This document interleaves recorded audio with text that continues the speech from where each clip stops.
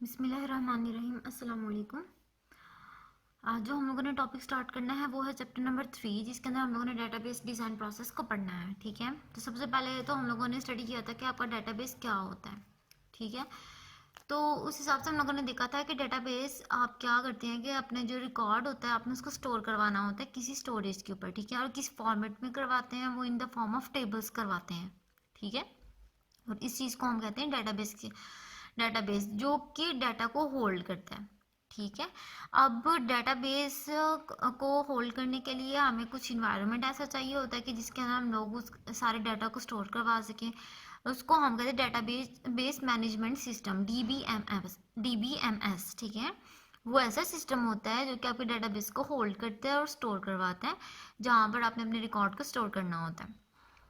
जी, तो अब आगे जो हम बात करेंगे डेटाबेस मैनेजमेंट सिस्टम के अंदर क्या क्या चीज़ें होती हैं, तो सबसे पहले हमारे पास एक क्वेश्चन आता है कि वो किस किस चीज़ पे कंसिस्ट कर सकता है। ठीक है, वो किस किस चीज़ पे कंसिस्ट करेगा, उसके अंदर क्या क्या चीज़ें इंपॉर्टेंट होंगी। तो वो होंगी उसका रिकॉर्ड, उसकी फाइल्स, यानी कि डेटाबेस किसके ऊपर कंसिस्ट करता है। ठीक है, मतलब वो किस पे मुश्तमिल है।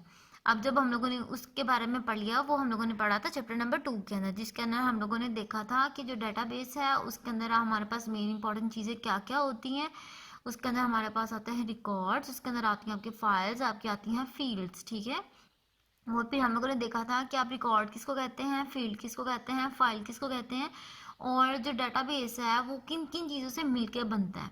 ठीक है, और उसके बाद हम लोगों ने उसके कुछ करेक्टरिस्टिक्स भी पढ़े थे कि एक्चुअल में हमारे पास उसकी खसूसियात क्या हैं, जिसके अंदर आपने देखा था कि जो डेटाबेस है उसके अंदर आप लोगों को सिक्वेंशियल कुछ भी नहीं देखना पड़ता। ठीक है, सीक्वेंशियल आपको कुछ भी नहीं देखना पड़ता। आपने जस्ट अपने डाटा को एंटर किया, डाटा रिकॉर्ड को एंटर किया, और उसके बाद आपने क्या किया, आपने उसको एक्सेस कर लिया। उसके अंदर आपको सीक्वेंस की ज़रूरत ही नहीं पड़ती। आपका जो रिकॉर्ड है, आपका जो डाटा है, वो रिकॉर्ड वो आपका जहाँ जिस तरह आप एंटर करें उसी तरह स्टोर हो रहा है। जब आपने उसको रिट्रीव करना है या फिर आपने उसको फैच करना है, तो वो on the basis of identity fetch होगा, या फिर उसको रिक्वायर भी आइडेंटिटी के बेस पर जाएगा। ठीक है, जैसे सीक्वेंस ही मैटर नहीं करता, ना तो सीक्वेंस मैटर करता है रोज के अंदर, ना ही मैटर करता है कॉलम के अंदर। ठीक है, तो उसके साथ साथ हमने कुछ और चीज़ें पढ़ी। अब हम लोगों ने चैप्टर नंबर 3 स्टार्ट करना है, जो कि है डेटाबेस डिज़ाइन प्रोसेस। ठीक है, डेटाबेस डिज़ाइन प्रोसेस, इसका मतलब हुआ कि हमने डेटाबेस को डिज़ाइन करना है। मतलब वो कैसा दिखेगा, दिखने में कैसा होगा, उसके अंदर क्या क्या चीज़ें होंगी, किस किस चीज़ पे वो कंसिस्ट करेगा।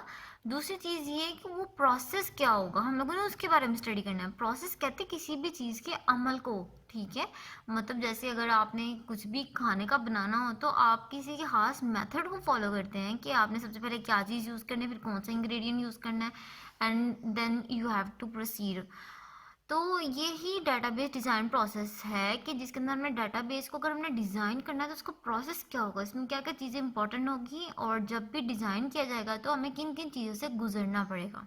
ठीक है, तो सबसे पहले जो हमारे पास बात आती है वो है कि हमारे पास डिफरेंट स्टेप्स कौन से हैं। Analysis the stage while designing a database, हमें कौन कौन से स्टेप्स को ऐसे गुजरना पड़ता है जब भी हम लोग डेटाबेस को डिज़ाइन करते हैं। ठीक है, तो हम लोगों ने इसके अंदर क्या पढ़ना है, हम लोगों ने सबसे पहले पढ़ना है कि जब हम लोगों ने डेटाबेस को डिज़ाइन करना है, ठीक है, जब हमने उसकी प्रोसेसिंग की तरफ आना है, तो हमें किन किन स्टेप्स को देखना पड़ेगा, किन किन स्टेप से गुजरना पड़ेगा। समझ आ गई। और उसके बाद सबसे पहले जब हम बात करते हैं एनालिसिस की, तो एनालिसिस क्या होता है जी, तो एनालिसिस होता है कि ऐसा process of studying the existing system, कि ये एक ऐसा प्रोसेस है जिसके अंदर हम एग्जिस्टिंग सिस्टम को स्टडी करते हैं। एग्जिस्टिंग सिस्टम जो ऑलरेडी इम्प्लीमेंट हुआ होता है, जो ऑलरेडी रियलिटी में बेस करता हो, रियलिटी पे बेस करता हो, उसको हम कहते हैं एग्जिस्टिंग सिस्टम। फॉर एग्जांपल, आप अगर कोई आइडिया सोच रहे हैं कि आपने ये डाटाबेस को डिज़ाइन करना है, वो ऐसा होगा, वो ऐसा होगा, इट्स जस्ट योर इमेजिनेशन। ठीक है, वो इमेजिनेशन में आप सोच रहे होंगे, तो वो एग्जिस्टिंग नहीं होगा, क्योंकि वो भी रियलिटी पे बेस ही नहीं करता। तो एग्जिस्टिंग सिस्टम जो कि रियलिटी पे बेस्ड है, जैसे आपका कॉलेज का सिस्टम रियलिटी पे बेस्ड है, तो that is your existing system. तो एनालिसिस क्या होता है कि हम किसी भी एग्जिस्टिंग सिस्टम को स्टडी करें, इसको कहते हैं हम लोग एनालिसिस। ठीक है, तो the basic purpose of analysis is to know which activities are performed in the current system. सबसे पहले तो हमें मेन देखना होता है कि हम कौन सी एक्टिविटीज़ को परफॉर्म करने जा रहे हैं करंट सिस्टम के अंदर, ठीक है। और एनालिसिस क्या करते हैं, the analysis also determines what should take place in a new system. जब हमने न्यू सिस्टम को बनाना है तो उसके अंदर क्या क्या चीज़ें और हम लोगों को देखनी पड़ेंगी, क्या क्या चीज़ें हमें और इन्वॉल्व करनी पड़ेंगी इसके अंदर, ठीक है। तो इसके अंदर कुछ स्टेजेस हैं जिसको हम जब भी डेटाबेस को डिज़ाइन करेंगे उन स्टेजेस से गुजरना पड़ेगा। तो सबसे पहले हमारे पास जो स्टेज आती है, स्टेज नंबर 1, उसको हम कहते हैं फिजिबिलिटी स्टडी। हाँ जी, तो फिजिबिलिटी स्टडी क्या होती है जी? तो फिजिबिलिटी स्टडी होती है, it is also called preliminary investigation. Preliminary investigation क्या होती है, जब भी आपने कुछ भी बनाना हो या कुछ, जैसे आपने खाने की डिश बनानी हो तो आप सबसे पहले उसकी रेसिपी पूछते हैं, ठीक है। और रेसिपी पूछने के बाद आप अपने बजट का हिसाब लगाते हैं कि वेदर आप उस बजट को बजट में वो अपनी चीज़ रिक्वायर्ड जो भी आपने रेसिपी बनानी है वो बना सकती हैं या नहीं, मतलब आप पूरा हिसाब किताब देखती हैं। तो प्रिलिमिनरी इन्वेस्टिगेशन यही होता है, जब भी आप किसी सिस्टम को बनाने जा रहे हैं तो आप उससे पहले सिस्टम को इन्वेस्टिगेट करें कि वेदर जो आपको चीज़ें चाहिए इसके अंदर, जो आपका आइडिया है वो क्या उसको सपोर्ट करता है या नहीं, ठीक है। It is conducted to investigate the required database system. जो भी हमें डेटाबेस सिस्टम चाहिए उसके बारे में हम लोगों ने देखना हो, उसके बारे में क्वेश्चन आंसर्स हम खुद से करें, खुद से उसके आंसर्स को इन्वेस्टिगेट करें। It determines whether the proposed system is affordable। ये हमें बताएगा कि हम लोगों ने जो बनाने जाना है वो क्या अफोर्ड हम कर सकते हैं, क्या हमारी कॉस्ट उस चीज़ को फुलफिल कर पाएगी, हमारा बजट उसमें कवर हो पाएगा, पॉसिबल एंड एक्सेप्टेबल। तो क्या हम लोग जो भी आइडिया हमारे पास है क्या हम उसे प्रपोज कर सकते हैं, क्या हम उसको रियलिटी में लेके आ सकते हैं, क्या उसके ऊपर काम करना पॉसिबल है या नहीं। और अगर हम लोग उसके ऊपर लेट सपोज बना देते हैं तो क्या वो सोसाइटी उसे एक्सेप्ट करेगी, क्या वो सोसाइटी की नीड्स को पूरा करेगी, जो भी कस्टमर्स उसके लिए बनाए जा रहे हैं, कस्टमर्स जिनके लिए बनाया जा रहा है, तो क्या उनकी रिक्वायरमेंट फुलफिल कर सकेगा, ये वो उसको एक्सेप्ट कर सकेंगे। ये फिजिबिलिटी स्टडी होती है। It also determines the area of project that should be started first. ये उस चीज़ को भी डिटरमाइन करता है कि आपने जिस भी एरिया में बनाना है, ठीक है, तो आप उसको लिए क्या क्या चीज़ें मतलब स्पेसिफाई कर देना कि लेट्स सपोज आप अगर आपने फूड के बेस्ड कोई डाटाबेस बनाना है तो अब आप उसे किसी फैक्ट्री में तो नहीं बनाएंगे, जाहिर सी बात है जहाँ पे रेस्टोरेंट्स वगैरह का काम होगा आप वहीं पे इस आइडिया को प्रपोज करेंगे ना। तो the idea depends upon the area कि वहाँ कहाँ पर आपको किस चीज़ की रिक्वायरमेंट है, ठीक है। A specific fund is allocated after the project is selected. और जब प्रोजेक्ट को सिलेक्ट किया जाता है या कर दिया जाता है तो हमें फिर उसके फंडिंग को देखना पड़ता है कि वेदर हमारी जो फंडिंग है वो उसको फुलफिल कर पाएगी या नहीं। A planning is done for practical implementation of the project। फिर उससे प्रैक्टिकल जो प्रोजेक्ट हम लोगों ने बनाने जाना है उसको इम्प्लीमेंट जिसको करना है हम लोग उसकी प्लानिंग को करते हैं कंफर्म कि वेदर हमने ये सारी ही लिस्ट तैयार किया, हम इस चीज़ को फुलफिल कर सकते हैं, हम इसी क्वेश्चंस बनाते हैं, फिर हम उसको आंसर्स देते हैं। इसका मतलब हमारे जो रिक्वायर्ड हम जो बनाने जा रहे हैं आइडिया वो हमारी सारी डिमांड्स को पूरा कर रहा है, हमारे बजट को फुलफिल कर रहा है और हमारी एक्सेप्टेंस की एबिलिटी को भी बढ़ा रहा है, यूज़र जो इसको एक्सेप्ट कर रहा है। तो ये चीज़ें हम लोग इसके अंदर देखते हैं। A proper market analysis is also conducted along with all these activities। और इस सब के साथ साथ हम एक मार्केट एनालिसिस भी करते हैं कि वेदर हम आइडिया प्रपोज तो कर दें, बाद में हम इसकी मार्केटिंग कर पाएंगे ताकि लोगों को इससे अवेयरनेस और लोग इस बारे में जानें और लोग फिर उसको यूज़ करें ताकि फिर आप लोगों को आप जिसके लिए आपने आइडिया बनाया है, जिसके लिए आपने ये सिस्टम को इम्प्लीमेंट करवाया है, तो उनको फ़ायदा हो सके, ठीक है। तो ये सब कुछ हम देखते हैं फिजिबिलिटी स्टडी के अंदर जी। तो उसके बाद आती है आपके पास सेकंड स्टेज में आप क्या करते हैं, आप उसके अंदर देखते हैं रिक्वायरमेंट एनालिसिस जी। तो रिक्वायरमेंट एनालिसिस क्या होती है? रिक्वायरमेंट तो हम कहते हैं किसी भी ऐसी चीज़ को जो कि हमें दरकार हो, हमें ज़रूरत हो किसी चीज़ की, ठीक है, उसके बारे में एनालिसिस करना, उसके बारे में स्टडी करना, that is called requirement analysis. The requirement analysis is conducted to collect the requirements for the project। ऐसी रिक्वायरमेंट एनालिसिस हम लोग क्यों करते हैं? रिक्वायरमेंट एनालिसिस हम इसलिए करते हैं ताकि हमें प्रोजेक्ट के बारे में जो भी हम लोगों को चीज़ें चाहिए हम उस चीज़ को स्टडी कर सकें, ठीक है। It is conducted to collect the requirement for the project के लिए जो भी रिक्वायरमेंट है हम उसको इकट्ठा करें, हम उसके बारे में स्टडी करें, उसके बारे में जानें। These requirements include the possible inputs for database and the required functionality of the project. इस रिक्वायरमेंट्स में अब क्या क्या चीज़ें आती हैं, इस रिक्वायरमेंट में हमें चाहिए होता है, रिक्वायरमेंट एनालिसिस में हमें जो बेसिक चाहिए होता है वो होता है कि हम लोगों ने किस तरह के इनपुट्स रिसीव करने डाटाबेस के लिए। फॉर एग्जांपल, आपने डाटाबेस अब बनाना है किसी भी पर्सन की इंफॉर्मेशन के लिए, तो आप क्या करेंगे, आप सबसे पहले उसके बारे में रिक्वायर्ड डाटा लेंगे। तो सबसे पहले फॉर एग्जांपल आप उसके लिए फ़ोन नंबर भी रिक्वायर्ड होगा। अब आपने जब फ़ोन नंबर को लेना है तो फ़ोन नंबर का एक खास फॉर्मेट है कि वो 11 से एक्सीड नहीं करेगा। इसके अलावा वो सिर्फ नंबर्स को लेगा, वो आपके अल्फ़ाबेट्स या लेटर्स को नहीं लेगा, ना ही स्पेशल कैरेक्टर्स को लेगा। तो ठीक है, उसका जो इनपुट स्टाइल है, इनपुट जो उसके लिए पॉसिबल है वो है नंबर्स। ठीक है, तो ये डाटाबेस को जब हमने डिज़ाइन करना है तो ये इसकी रिक्वायरमेंट है कि आपने किस टाइप का इनपुट, किस टाइप का डाटा सेलेक्ट करना है, किस टाइप के डाटा को लेके चलना है। उसके बाद आती है required functionality of project. Functionality का मतलब क्या हुआ कि आपने अगर उसको एक्सेप्ट किया तो आपको डाटाबेस आपको कौन कौन सी फंक्शनैलिटी प्रोवाइड करेगा। फॉर एग्जांपल, आपने अब डाटा निकालना है कुछ एम्प्लॉयज़ का जिनको आपने फ्री करना है और जिनकी ज्वाइनिंग 2019 में हुई है। ठीक है, तो अब आपने रिक्वायर्ड 2019 के डाटाबेस करने से देखना, वो रिकॉर्ड करने से देखना है 2019 के एम्प्लॉयज़ कौन से हैं। ठीक है, तो फिर आप जस्ट उसका डाटा फैच करेंगे। तो ये फंक्शनैलिटी आपको आपका डाटाबेस प्रोवाइड करेगा कि आप इस चीज़ को एक्सेप्ट, इस चीज़ को अगर आपको ज़रूरत है तो डाटाबेस आपको प्रोवाइड कर रहे या नहीं। ठीक है, और उसके बाद देखते हैं the user describe the requirements and expectation from the propose system. जब भी किसी कस्टमर ने कोई भी प्रोजेक्ट बनाना हो, कोई भी आइडिया देना हो कि किसी डेवलपर को जाके बताना हो कि हमें ये चीज़ें बना के दें किसी सॉफ्टवेयर के फॉर्म में, बेशक वो डाटा बेस है, वो बेशक कोई एप्लीकेशन है, तो उसमें सबसे पहले कस्टमर की रिक्वायरमेंट को देखा जाता है। कस्टमर डिमांड क्या कर रहा है, तो सबसे पहले डेवलपर यही देखेगा कस्टमर की डिमांड क्या है, कस्टमर क्या चाहता है, उसकी क्या एक्सपेक्टेशन है और वो क्या क्या फंक्शनलिटी चाहता है अपने सिस्टम के अंदर। ठीक है, तो ये सब कुछ हम देखते हैं रिक्वायरमेंट एनालिसिस के अंदर। ठीक है, यहाँ पर हो गया हमारा सेकंड स्टेप। ठीक है, और उसके बाद हमारे पास थर्ड स्टेप आ जाता है डाटाबेस डिज़ाइन प्रोसेस में, जिसको हम कहते हैं प्रोजेक्ट की प्लानिंग।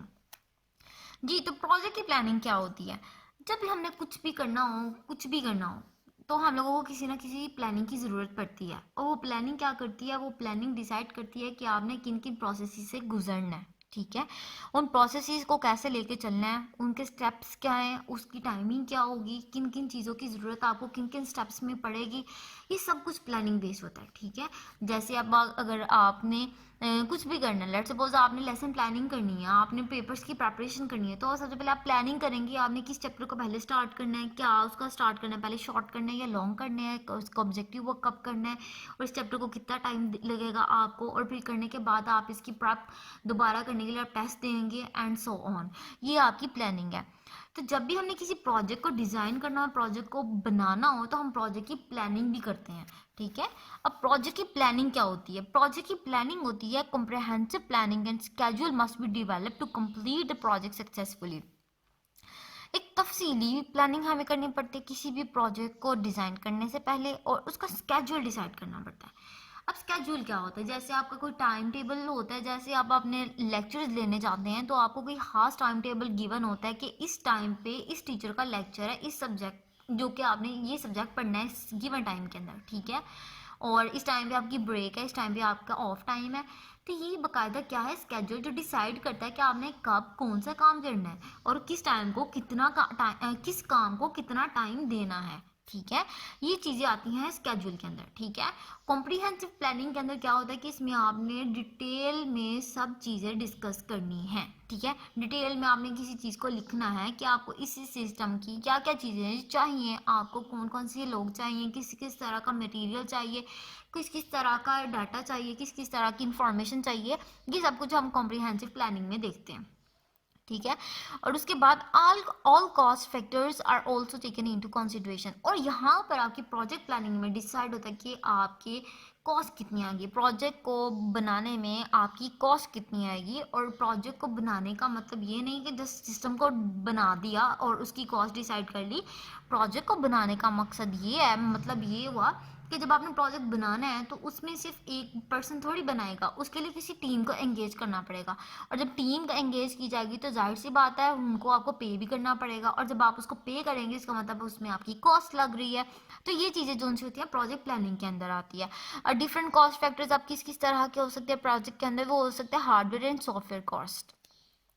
हार्डवेयर और सॉफ्टवेयर का कॉस्ट कैसे आती है? फॉर एग्जांपल, अगर आपने लेट्स सपोज कोई सिस्टम कोड बनाना है, डेटाबेस बनानी है, आपको किसी कस्टमर ने डिमांड की है कि जी मुझे ये डेटाबेस बना के दें, तो फिर अब आपने क्या क्या चीज़ें देखनी है? सबसे पहले तो सब आपके पास हार्डवेयर का होना ज़रूरी है, आपके पास सिस्टम्स होना ज़रूरी है। सिस्टम्स का मतलब आपके पास कंप्यूटर सेट होना चाहिए, आप उसके अंदर कैलकुलेशन परफॉर्म करें, जो भी आपने काम करना है वो आपके पास सिस्टम के ऊपर होगा, किसी हार्डवेयर को यूज़ करते हुए होगा। अगर हार्डवेयर नहीं होगा तो आप कोई काम नहीं कर पाएंगे।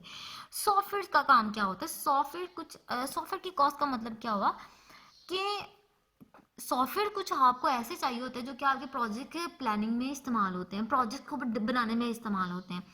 अब प्रोजेक्ट को बनाने में फॉर एग्जांपल मैंने प्रोजेक्ट बनाया है, ठीक है। अब कुछ ऐसे सॉफ्टवेयर होते हैं जो कि मैनुअली काम करवाते हैं। जैसे लेट्स सपोज अगर आप अपना फॉर एग्जांपल आपने बिल्कुल स्टार्ट में काम किया, अब आपको बिल्कुल नहीं पता कि सॉफ्टवेयर कौन कौन से इस्तेमाल होते हैं प्रोजेक्ट बनाने में, और आप जस्ट मैनुअली कोडिंग के साथ काम कर रहे हैं और अपना डिज़ाइन बनाई जा रहे हैं और उसको इम्प्लीमेंट करी जा रहे हैं। लेकिन थोड़ी देर बाद आपको आइडियाज़ खुद ही क्लियर होते जाएंगे कि इस काम को करने के लिए आपके पास ये सॉफ्टवेयर है, ये फैसिलिटी प्रोवाइड कर रहा है, ठीक है। जैसे आपके सबसे फेमस एग्जांपल आपकी फोटोशॉप, ये आपको फैसिलिटी प्रोवाइड करता है कि आप इसके अंदर ग्राफिक डिज़ाइनिंग कर सकें, आप इसके लोगो डिज़ाइन कर सकें, आप अपनी मर्जी से पिक्चर्स को चेंज कर सकते हैं, ग्राफिकली कर सकते हैं, आप मतलब अपनी मर्जी से कुछ भी कर सकते हैं, पिक्चर्स के कंटेंट से रिलेटेड वीडियोज़ बना सकते हैं, वॉट एवर। तो ये आपको सॉफ्टवेयर फैसिलिटी प्रोवाइड करता है। ऐसे ही बहुत सारे सॉफ्टवेयर ऐसे हैं जो कि डेटाबेस बनाने की फैसिलिटीज़ प्रोवाइड करते हैं। कुछ सॉफ्टवेयर आपकी टेस्टिंग की फैसिलिटीज़ प्रोवाइड करते हैं, कुछ आपकी प्लानिंग, जब आप जिस तरह की टेस्टिंग करते हैं ना, यूनिट टेस्टिंग करते हैं या फिर आप मर्ज टेस्टिंग करते हैं, तो ये आपकी सॉफ्टवेयर उनसे आपको हेल्प आउट करते हैं। इसके अलावा कुछ सॉफ्टवेयर आपको आपकी सिस्टम्स के मुताबिक रिक्वायरमेंट लेते हैं और डिज़ाइन कर देते हैं आपका मॉड्यूल, ठीक है। तो ये सॉफ्टवेयर जो उनसे होते हैं ना, ये कॉस्टली होते हैं। कुछ आपको मेंबरशिप प्रोवाइड करते हैं और कुछ आपको ज़्यादा महंगे पड़ जाते हैं, कुछ को आपको कॉस्ट मंथली देनी पड़ती है, कुछ को वीकली देनी पड़ती है, कुछ को ईयरली देनी पड़ती है, एंड इट डिपेंड्स, ठीक है। ये होता है सॉफ्टवेयर कॉस्ट, ठीक है। तो जब भी आपने प्रोजेक्ट बनाना है तो आपको हार्डवेयर और सॉफ्टवेयर की कॉस्ट का भी आपने इसकी बजटिंग करनी है, आपने इसकी प्लानिंग करनी है कि आपके किस हार्डवेयर पे कौन सा कितनी कॉस्ट आएगी, और जब आपने सॉफ्टवेयर यूज़ करना है तो उस बेस में आपको कौन सी कॉस्ट देखनी पड़ेगी, ठीक है। और उसके बाद आती है बात सैलरीज ऑफ टीम मेंबर्स। मतलब कि अब एक पर्सन ने तो इतना बड़ा सिस्टम डेवलप नहीं करना, तो उसके लिए आपको ज़्यादा डेवलपर की ज़रूरत पड़ेगी, क्योंकि हर को तो कोडिंग नहीं आती। लेट सपोज आपने कोडिंग के लिए एक पर्सन रखा है, प्लानिंग के लिए जो रिक्वायरमेंट्स को गैदर करेगा, इन्फॉर्मेशन को गैदर करेगा, उसके लिए एक पर्सन रखा है। उसके बाद आपने ज़्यादा हर टास्क के लिए अलग पर्सन करके एक टीम बना दिया। एक पर्सन जो है टेस्टिंग के लिए रखा हुआ है, एक पर्सन जो आपके पास वो जो करते हैं क्वेश्चनर्स के लिए रखा हुआ है, कि ताकि आप जो सॉरी कस्टमर से डीलिंग के लिए रखा हुआ है, जो कि आपके मॉड्यूल को कस्टमर को दिखाएगा, उससे फीडबैक लेगा and then respond to you back. उसके बाद आपने इतने ज़्यादा टीम मेंबर्स रखे हैं, कुछ इसके ग्राफिकली डिज़ाइनिंग के, क्योंकि अब सब लोगों को बैक एंड की कोडिंग नहीं आती, कुछ लोग फ्रंट एंड कोडिंग के लिए एक्सपर्ट्स होते हैं कि जो सॉफ्टवेयर आपका वो जो भी सिस्टम है आपका वो दिखने में कैसा होगा, वो आपका यूज़र फ्रेंडली कैसे बनेगा, उसके अंदर कौन कौन से मॉड्यूल्स आपके फ्रंट पे होंगे और आप किस तरह काम करेंगे। तो आपको सॉफ्टवेयर को बनाने में बेशुमार लोगों की ज़रूरत पड़ जाती है, आपको एक पूरी टीम तैयार करनी पड़ती है, आपको टीम बनानी पड़ती है, टीम की ज़रूरत पड़ती है। और इस टीम के अंदर आप एक पर्सन पर डिपेंड नहीं करते, आपको हर टास्क के लिए उसके एक्सपर्टीज़ की ज़रूरत पड़ती है, ठीक है। तो जो एक्सपर्टीज होंगे वो आपके सिस्टम को अच्छे से बना भी सकेंगे और आपको अच्छे से उसका रिजल्ट भी देंगे। तो ये जो चीज़ होती है ना, आपको इस चीज़ में भी कॉस्ट का ध्यान रखना पड़ेगा। तो ये सारी जो चीज़ें हैं ना, ये देखते हैं हम लोग प्रोजेक्ट की प्लानिंग में। जब भी प्रोजेक्ट आपने बनाना है आपने उसकी प्लानिंग करनी है, ठीक है। और उसके बाद जो हमारे पास फोर्थ स्टेप आता है एंड द लीस्ट स्टेप, जिसके अंदर आप देखते हैं कि डाटा को एनालाइज कैसे करना है। अब यहाँ बात आती है डाटा की। डाटा क्या होता है? डाटा आपका होता है आपके रॉ फैक्ट्स एंड फिगर्स, ठीक है, जो कि रॉ फॉर्म में है, जो कि अरेंज या सिक्वेंशियली उसकी कोई फॉर्मेट नहीं है, जस्ट डाटा है, ज़्यादा सी चीज़ें हैं इसके अंदर और कोई ऑर्गेनाइज फॉर्म में नहीं है। अब हमने उस चीज़ को एनालाइज करना है। Data analysis is an important step of analysis bye designing a database. It involves the following activities. Database जब भी आपने डिजाइन करना है आपने उसके अंदर से डाटा रिक्वायर, जाहिर सी बात है डाटा की बेस के ऊपर ही आप एक सिस्टम को डेवलप करने जा रहे हैं, डाटाबेस को बनाने जा रहे हैं, तो उसके लिए जो से इंपॉर्टेंट स्टेप्स होंगे वो क्या होंगे, उसके भी कुछ इंपॉर्टेंट स्टेप्स होते हैं जिसके अंदर आप देखते हैं कि डाटा के साथ कैसे डील किया जा रहा है। अब इसके अंदर कुछ एक्टिविटीज है जो हम लोग परफॉर्म करते हैं, जिसके अंदर सबसे पहले आ जाता है डाटा फ्लो डायग्राम, जिसको हम कहते हैं DFD। हर चीज़ को जब भी आप बनाते हैं उसका कोई ना कोई ख़ास फ्लो होता है जो कि आपको बताता है कि अगर आप ये स्टेप परफॉर्म करेंगे तो आपको रिजल्ट ये दिखाएगा, अगर आप नेक्स्ट स्टेप में जाएंगे तो आप इस चीज़ को फेस करेंगे, उसके नेक्स्ट स्टेप में जाएंगे तो आप इस चीज़ को फेस करेंगे एंड सो ऑन। ठीक है, जब भी आपने किसी सिस्टम को बनाया, किसी डाटाबेस को बनाया, तब अब आपने क्या करना है, आपने उसके अंदर डाटा के साथ डीलिंग कर रहे हैं ना, तो डाटा आपका पास हो रहा है। अब डाटा जब पास हो रहा है तो उसमें आप देख रहे हैं कि डाटा का फ्लो किस तरह जा रहा है। फॉर एग्जांपल आप किसी एप्लीकेशन को इंस्टॉल करते हैं, किसी एप्लीकेशन के अंदर आप रजिस्ट्रेशन करवाने जाते हैं। अब रजिस्ट्रेशन करवाते हुए सबसे पहले तो आपसे आपका नाम पूछेगा, फादर नेम पूछेगा, और उसके बाद आपसे लेट्स सपोज अगर आपने किसी भी नॉर्मल गेम के लिए रजिस्ट्रेशन करवानी है तो आपसे आपकी एज और आपका जेंडर भी पूछ लेगा। ठीक है, और उसके बाद अगर तो आपको किसी ने इनवाइट किया हो तो आपका वो रेफरेंस पूछ लेगा, अदरवाइज डिपेंड्स कि आप किस तरह की ऐप यूज़ कर रहे हैं। ठीक है, उसके बाद क्या होगा कि उसके बाद ये होगा कि जब आप इसको रजिस्ट्रेशन की तरफ जाते हैं तो आपको स्टेप बाय स्टेप प्रोसेस देखना पड़ता है।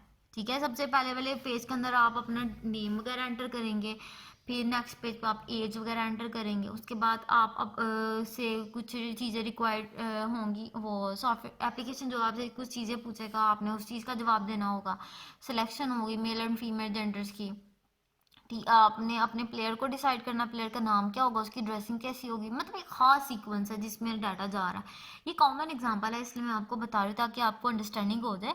अब ये क्या कर रहा है, ये एक्चुअल में बैकएंड में आपका डाटा मूव कर रहा है, डाटा फ्लो कर रहा है। ठीक है, अब ये सारी चीज़ को जब आप प्लेन फॉर्म में किसी सॉफ्टवेयर के थ्रू या किसी ग्राफिकली फॉर्म में आप शो करेंगे तो वो DFD कहलाएगा, data flow diagram.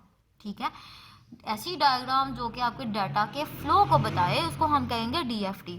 For example इसके अंदर आप लोगों ने फ्लो चार्ट्स पढ़े होंगे, फ्लो चार्ट्स के अंदर क्या होता है कि आपका डाटा मूव करता हुआ नजर आ रहा होगा। ठीक है, उसमें क्या होता है कि आप देखते हैं कि उसमें आप देखते हैं कि क्या होता है कि उसके अंदर आपके पास जो डाटा है ना वो फ्लो कर रहा था, वो किस तरह कर रहा था, देखते हैं कि पहले ये स्टेप है, उसके बाद आपका डाटा इस फॉर्म में जाएगा, इस तरफ से जाएगा, इधर गया तो ये ऑप्शंस में अगर आप ये सिलेक्ट करते तो ये आ जाएगा, अगर दूसरा सेलेक्ट करेंगे तो ये आ जाएगा एंड सो ऑन। तो डाटा फ्लो डायग्राम आपको बताती है कि आपका डाटा का फ्लो किस तरफ से है, कहाँ पे डाटा जाएगा, सबसे पहले क्या क्या एक्टिविटीज आपको फेस करनी पड़ेंगी, उसके बाद आपके डाटा का रिजल्ट क्या होगा। तो ये हम सारा कुछ डाटा एनालिसिस के अंदर देखते हैं। उसके बाद आ जाती है डिसीजन टेबल्स। ये टर्म क्या होती है, ये ऐसे टेबल्स है जिसके जो कि डिसीजन मेकिंग में इस्तेमाल होते हैं। फॉर एग्जांपल आपके पास टेबल्स डेटाबेस के अंदर आपका रिकॉर्ड टेबल्स की फॉर्म में शो होता है ना, तो आपने टेबल्स की फॉर्म में रिकॉर्ड को शो कर दिया। अब टेबल्स आपस में एक दूसरे के साथ लिंक करेंगे तो आपके डाटा को वो रिट्रीव करके आपको फैच करके देंगे या आपकी स्क्रीन पे शो करवाएंगे। ठीक है, तो जब आप डिसीजन टेबल्स की बात करते हैं तो इसके अंदर डिफरेंट चीज़ें आ जाती हैं, जिसके अंदर आप देखते हैं कि आपने जो आपके जो टेबल्स हैं वो आपस में कनेक्ट है, लॉजिकली कनेक्ट होने चाहिए। और जब वो लॉजिकली कनेक्ट है तो उसके अंदर क्या होगा, उसके अंदर आप देखेंगे कि जब आपने एक रिकॉर्ड को फैच किया और अब आपको दूसरे टेबल का दूसरे रिकॉर्ड को फैच करना है इसी के साथ, तो फिर आप उसको इजीली कर सकते हैं। और इसके अंदर कुछ कोडिंग्स रिक्वायर्ड होती है कि आपने इसके अंदर किस तरह डिसीजन मेकिंग करनी है, इसके अंदर कुछ क्यूरीज आपको लगानी लगानी पड़ेंगी, उसको हम कहते हैं डिसीजन टेबल्स। और उसके बाद आती है डिसीजन ट्रीज। डिसीजन ट्रीज क्या होती हैं, इसके अंदर ये आपके ट्री फॉर्मेट में डाटा को रखा जाता है, ट्रीज के फॉर्मेट आपको सॉर्टिंग की जाती है। इसके अंदर डिसीजन ट्रीज के अंदर आप लोग ना एक लिहाज से डाटा को फेच करने की टेक्निक्स अप्लाई कर रहे हैं कि किस किस तरह से आप डाटा को फेच कर रहे हैं। ट्रीज में तो आपको पता ना कि एक रूट होता है, उसकी ब्रांचेस चलती हैं और उसकी ब्रांचेस फैलती जाती हैं, पेरेंट एक ही होता है, रूट एक ही होता है, उसके नोड्स डिफरेंट होते हैं, उसके चाइल्ड्स डिफरेंट होते हैं। ठीक है, तो ये आपका डाटा एनालिसिस के जब आपने एनालाइज करना तो उसके अंदर आपने डाटा को किस तरह अपने डिजाइन मतलब स्टेप में एनालाइज करना है, तो उसके अंदर आपके पास कुछ फॉलोइंग एक्टिविटीज हैं जो कि आपको बताती हैं कि डाटा का फ्लो कैसा है, डिसीजन टेबल्स क्या हैं, डिसीजन ट्रीज क्या हैं। तो ओवरऑल जो आपने पढ़ा कि डाटाबेस को जब भी आपने डिज़ाइन करना है तो आपको किस किस चीज़ के स्टेप्स को देखना पड़ता है, एनालिसिस क्या होता है, दोबारा बता देते हैं कि एनालिसिस का मतलब होता है कि आपने एग्जिस्टिंग सिस्टम को स्टडी करना है। जो भी सिस्टम आपका करंट मौजूद है उसकी एक्टिविटीज़ को देखना है ध्यान से कि आपकी कौन सी एक्टिविटी क्या परफॉर्मेंस दे रही है, और उसके बाद आपने उसकी बेस पे एक नया सिस्टम प्रपोज करना है, और नए सिस्टम में आप बताएंगे कि जो आपकी एक्टिविटीज़ हैं वो किस तरह होंगी और किस तरह आप उसको डिज़ाइन करेंगे, मज़ीद इन्हेंस किस तरह करेंगे नए सिस्टम के अंदर। ठीक है, उसके बाद हमने को ने देखा कि जब भी डाटाबेस को डिज़ाइन करना है, डाटाबेस को बनाना है, तब आप लोगों को 4 स्टेप से गुजरना पड़ता है। 4 स्टेप्स कौन से होते हैं? सबसे पहले हम देखते हैं फिजिबिलिटी स्टडी को। फिजिबिलिटी स्टडी में आप देखते हैं कि जब आपने डाटाबेस को डिज़ाइन करना है तो स्टार्टिंग में आप अपने आइडिया की इन्वेस्टिगेशन करते हैं, उसकी एनालिसिस करते हैं कि आपने जो आइडिया प्रपोज किया है वो इधर अफोर्डेबल है भी है या नहीं, क्या आप उसकी इम्प्लीमेंटेशन कर भी सकते हैं या नहीं, क्या अगर आप इम्प्लीमेंटेशन उसकी कर दें तो वो एक्सेप्ट होगा या नहीं होगा। इसके अलावा आप इसकी प्रोजेक्ट की प्लानिंग करते हैं, जो भी आपने प्रोजेक्ट को सेलेक्ट किया उसकी फंडिंग आप कर सकते हैं या नहीं, आपके बजट में आता है कि आप उसको इम्प्लीमेंट करवा भी सकते हैं या नहीं, ये सारा कुछ हम देखते हैं फिजिबिलिटी स्टडी में। उसके बाद रिक्वायरमेंट एनालिसिस। रिक्वायरमेंट एनालिसिस में आप देखते हैं कि आपका जो भी प्रोजेक्ट है, जो भी आप बनाने जा रहे हैं सिस्टम, ठीक है, उसके लिए क्या क्या चीज़ें ज़रूरी हैं, उसके लिए रिक्वायरमेंट्स क्या क्या हैं, उसके बारे में हम स्टडी जब भी करते हैं तो हम रिक्वायरमेंट एनालिसिस की बात करते हैं। रिक्वायरमेंट एनालिसिस के अंदर हम लोग उस चीज़ को देखते हैं कि आपने जो भी डेटाबेस बनाना है या फिर जो भी प्रोजेक्ट बनाना है, प्रपोज सिस्टम जो भी आप करने जा रहे हैं, वो उनकी रिक्वायरमेंट्स क्या हैं, उसकी एक्सपेक्टेशन क्या है यूज़र की, उसको क्या क्या चीज़ें चाहिए, वो चीज़ हम देखते हैं। उसके बाद हमारे पास आती है प्रोजेक्ट की प्लानिंग। प्रोजेक्ट की प्लानिंग के अंदर आप क्या देखते हैं? प्रोजेक्ट की प्लानिंग में आप देखते हैं कि जो भी आप प्रोजेक्ट को बनाने जा रहे हैं, जो जिस भी सिस्टम को आप आगे जाके डेवलप करने जा रहे हैं, तो वो उसके अंदर आपने क्या किस तरह लेके चलना है, आपका क्या स्केड्यूल होगा, किस एक्टिविटी को आपने कितना टाइम लगाना है, किस मॉड्यूल पे आपने कितना टाइम लगाना है, किस मॉड्यूल पे कितनी कॉस्ट आएगी, किस मॉड्यूल पे जाके आपको दूसरे मेंबर्स का की हेल्प लेनी पड़ेगी, किस मेंबर ने कौन सा टास्क परफॉर्म करना है, उसकी प्लानिंग देखना कॉम्प्रिहेंसिवली, एक डिटेल फॉर्म में इसकी प्लानिंग देखना, उसका स्केड्यूल डिसाइड करना कि किस चीज़ को कितना टाइम लगेगा। ठीक है, फिर अब आपने इसके अंदर कॉस्ट फैक्टर्स को भी देखना होता है कि आपके प्रोजेक्ट के अंदर जब आपने हार्डवेयर को यूज़ करना है या सॉफ्टवेयर को यूज़ करना है तो किस सॉफ्टवेयर या हार्डवेयर पे कितनी कॉस्ट आएगी, को आपको अगर तो एक्स्ट्रा चीज़ों की ज़रूरत है, फिजिकली हार्डवेयर एक्स्ट्रा की ज़रूरत है, तो कौन सी कितनी कॉस्ट आएगी। उसके बाद जब अगर आपने उसको रन करवाना है तो उसके लिए आपको सॉफ्टवेयर्स को भी की भी हेल्प लेनी पड़ेगी, तो जब आपने सॉफ्टवेयर यूज़ करने हैं तो उसकी क्या कॉस्ट आएगी। और फिर जब आपने ये सारा सिस्टम बनाना है, साथ साथ आप लोगों ने फिर टीम को भी हायर करना है, टीम मेंबर्स को हायर करना है।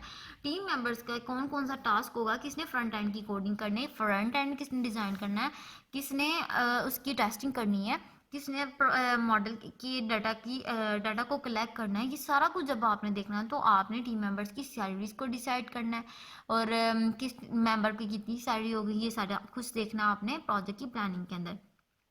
इन 3 स्टेप्स के बाद जो आपके पास लास्ट स्टेप आता है वो होता है डाटा एनालिसिस, जिसके अंदर आपने डाटा को एनालाइज करना है कि आपका डाटा जो है वो किस तरह जाएगा, किस तरह उसका फ्लो क्या होगा, किस डाटा मतलब जो भी सिस्टम के अंदर आप वर्किंग करने जा रहे हैं वो किस बेस पे होगी, किस तरह होगी, आप उसको पिक्टोरिकली या फिर ग्राफिकली आप शो करते हैं यूजिंग सॉफ्टवेयर। जिसके अलावा आपने अगर आइडिया को प्रपोज करना है तो आप पेज और प्लेन पेपर के ऊपर भी आप इस आइडिया को प्रपोज करते हैं, जिसके अंदर आप डाटा का फ्लो बताते हैं कि डाटा आपका इस तरह जाएगा, यूज़र ने ये एक्टिविटी परफॉर्म करनी है तो ये होगी, एंड सो ऑन। तो ये सारा कुछ हम लोग देखते हैं एक्टिविटीज़ के अंदर, जो कि 3 तरह की एक्टिविटीज़ है जिसमें हम देखते हैं, जिस तरह सबसे पहले डाटा फ्लो डायग्राम के थ्रू देखते हैं, डिसीजन टेबल्स के थ्रू देखते हैं, हमारे डिसीजन ट्रीज के थ्रू देखते हैं।